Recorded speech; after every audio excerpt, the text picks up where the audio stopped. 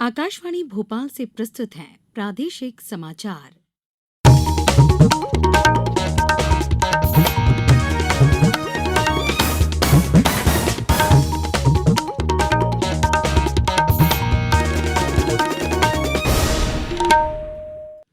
नमस्कार, समाचारों के साथ मैं पूर्वा त्रिवेदी। सबसे पहले इस बुलेटिन के मुख्य समाचार।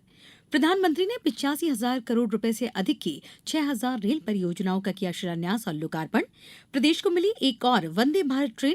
57 एक स्टेशन एक उत्पाद और 4 प्रधानमंत्री जन औषधि केंद्र भी मिले। कांग्रेस ने लोकसभा चुनाव के लिए दूसरी सूची जारी की। छिंदवाड़ा से नकुलनाथ और भिंड से फूल सिंह बरैया को टिकट। और दूरदर्शन नेशनल पर अब रोज सुबह 6:30 बजे होगा अयोध्या के रामलला मंदिर की आरती का सीधा प्रसारण। अब समाचार विस्तार से।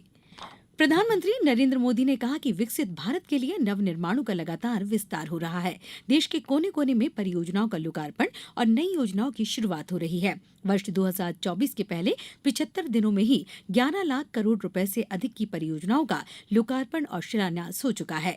प्रधानमंत्री आज 85,000 करोड़ रुपए से अधिक की 6,000 रेल परियोजनाओं के शिलान्यास और राष्ट्र को समर्पण कार्यक्रम को अहमदाबाद से संबोधित कर रहे थे। मुख्यमंत्री डॉक्टर मोहन यादव ने भोपाल रेलवे स्टेशन पर हुए कार्यक्रम से सहभागिता की।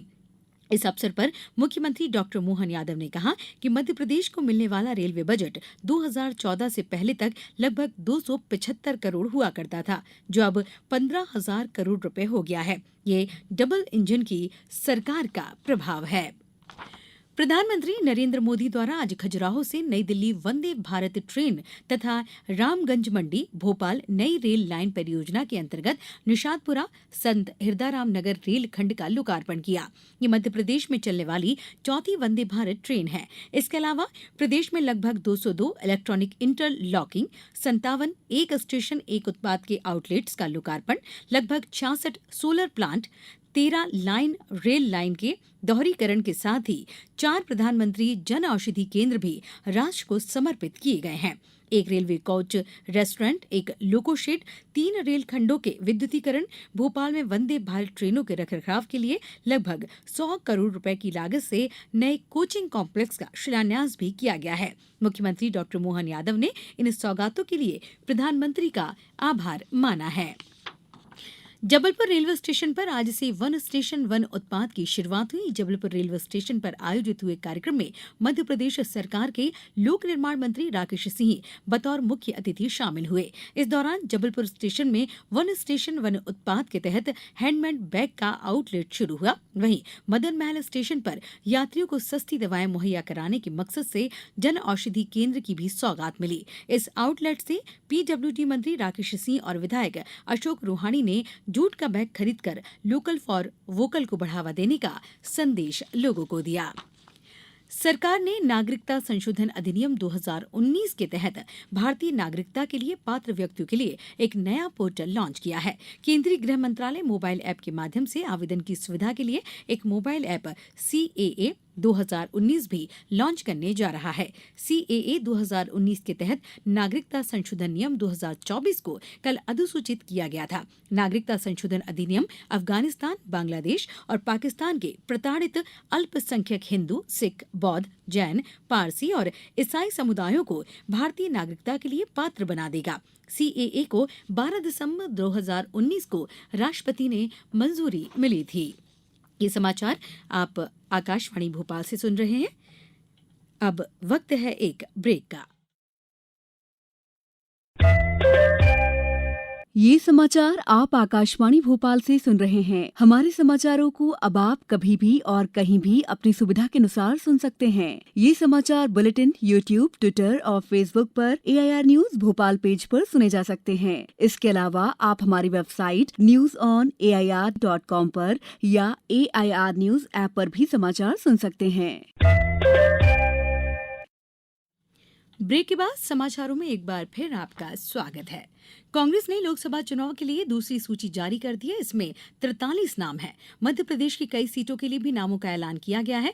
छिंदवाड़ा से नकुलनाथ और भिंड से फूल सिंह बरैया लोकसभा चुनाव लड़ेंगे। वहीं टीकमगढ़ से पंकज अहिरवार, सतना से सिद्धार्थ कुशवाहा, सीधी से कमलेश्वर पटेल, मंडला से ओमकार सिंह मरकाम, देवास से राजेंद्र मालवीय, धार से राधेश्याम मुवेल, खरगोन से पोरलाल खरते और बैतूल से रामू टेकाम को उम्मीदवार बनाया गया है।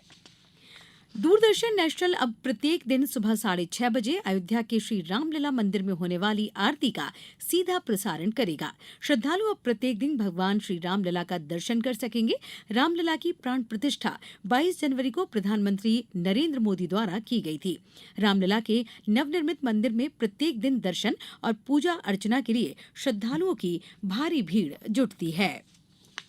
प्रधानमंत्री नरेंद्र मोदी ने कहा कि आत्मनिर्भर भारत के बिना विकसित भारत की कल्पना संभव नहीं है। उन्होंने कहा कि अगर देश को विकसित करना है तो हमें दूसरों पर निर्भरता कम करनी होगी। प्रधानमंत्री नरेंद्र मोदी आज राजस्थान के पोखरण में तीनों सेनाओं का भारत शक्ति अभ्यास देखने के बाद एक कार्यक्रम को संबोधित कर रहे थे। भारत शक्ति अभ्यास में देश में ही निर्मित रक्षा उपकरणों की शक्ति का प्रदर्शन किया गया। उन्होंने कहा कि पिछले 10 वर्षों में स्वदेशी कंपनियों से करीब 6 लाख करोड़ के रक्षा उपकरण खरीदे गए हैं। रक्षा उत्पादन दोगुने से भी ज्यादा बढ़ाकर लगभग 1 लाख करोड़ रुपए हो गया है। केंद्रीय खेल और युवा कार्य मंत्री अनुराग सिंह ठाकुर ने आज चंडीगढ़ में खेलो इंडिया राइजिंग टैलेंट आइडेंटिफिकेशन कीर्ति स्कीम की शुरुआत की। कीर्ति का उद्देश्य देश के कोने कोने से प्रतिभाओं की खोज के महत्व पर बल देने के प्रधानमंत्री नरेंद्र मोदी की विजन को साकार करना है। इस योजना के तहत जमीनी स्तर पर विभिन्न स्पर्धाओं के लिए प्रतिभावान युवाओं की पहचान की जाएगी और उन्हें समर्थन दिया जाएगा। केंद्रीय स्वास्थ्य मंत्री डॉक्टर मनसुख मांडविया ने आज छोटे उद्यमियों के लिए प्रधानमंत्री भारतीय जन औषधि केंद्रों पीएमबीजेएके को स्थापित करने के लिए ऋण कार्यक्रम का शुभारंभ किया। इस कार्यक्रम के अंतर्गत भारतीय लघु उद्योग विकास बैंक सिडबी बिना किसी गारंटी के उद्यमियों को कम ब्याज पर ऋण प्रदान करेगा। नई दिल्ली में जनसभा को संबोधित करते हुए डॉक्टर मांडविया ने कहा कि कार्यक्रम छोटे स्तर के उद्यमियों को अपने जन औषधि केंद्रों का विस्तार करने और उन्हें उन्नत बनाने में सहायक होगा। उन्होंने कहा कि इस कार्यक्रम के अंतर्गत 4 लाख रुपए का ऋण प्रदान किया जाएगा। संस्कृति और विदेश राज्य मंत्री मीनाक्षी लेखी ने आज नई दिल्ली में भारतीय पुरातत्व सर्वेक्षण की नई वेबसाइट की शुरुआत की। इस अवसर पर 14 ऐतिहासिक स्मारकों के संरक्षण के लिए 7 निजी संस्थाओं और पुरातत्व सर्वेक्षण के बीच एक समझौता ज्ञापन पर हस्ताक्षर भी किए गए। सुश्री लेखी ने ऐतिहासिक स्थलों को रहने योग्य स्थानों में परिवर्तित करके उनकी उपयोगिता बढ़ाने को कहा। अब कुछ समाचार संक्षेप में। विज्ञान और तकनीकी मंत्री जितेंद्र सिंह ने आज नई दिल्ली में विद्यार्थियों और शोधार्थियों के लिए एकल फेलोशिप पोर्टल की शुरुआत की। प्रधानमंत्री नरेंद्र मोदी के हाथों सम्मान पाने के बाद शिवपुरी लौटी लखपति दीदी किशोरी रावत ने कहा कि कभी नहीं सोचा था कि प्रधानमंत्री से मिल पाऊंगी। शहडोल नगर की सब्जी मंडी को नए बस स्टैंड के पास शिफ्ट किया जाएगा। इसके लिए कार्य योजना तैयार कर ली गई है। केंद्रीय संस्कृत विश्वविद्यालय के भोपाल परिसर में आज धर्मपाल साहित्य में भारत विषय पर परिचर्चा का आयोजन किया गया। पीडब्ल्यूडी मंत्री राकेश सिंह ने जबलपुर में कहा कि हर चीज को राजनीतिक चश्मे से नहीं देखना चाहिए, क्योंकि सीएए किसी की नागरिकता छीनने का वाला कानून नहीं है, बल्कि पाकिस्तान, बांग्लादेश और अफगानिस्तान के पीड़ित अल्पसंख्यकों को नागरिकता देने वाला कानून है।